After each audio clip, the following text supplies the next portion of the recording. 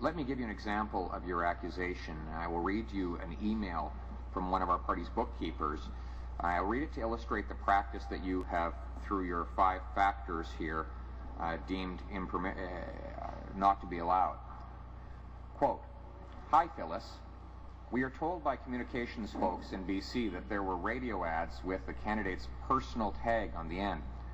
Therefore, a local expense to be reported under the candidate's expense ceiling, regardless of who pays. For rebate purposes, we are asked to bill each campaign. In the case of Vancouver East, $2,612. The good news is that the federal party will transfer $2,600 to the Federal Riding Association, as we agreed to pay for the ads. We hope that you were able to squeeze this under the ceiling." End quote. $2,600 was transferred from the party in and out to pay for advertising organized by the party, constructed by the party, and for which the party did all the dealings with the advertising agency. What is wrong with that? I think 2 things. I think some of the discussion or comments made by with regard to Mrs. Vézina's affidavit, I think these are better left to the federal court. I think counsels for each party Fair enough. will argue these matters before the judge in due course. With regard to the specific case, again, I'm not a position here today to discuss any specific case.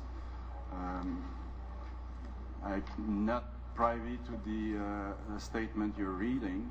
I don't have all the supporting documents, and again, if I had to go through this process, I will run with all the concepts that I mentioned earlier. Was it incurred? Was it for value? Was there a transfer?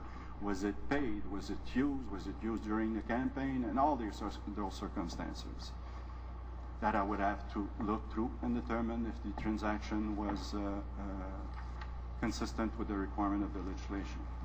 The email in question is an email from the NDP National Party bookkeeper, Lucie Ladouceur, and she sent it in an email to campaign of NDP MP Libby Davies.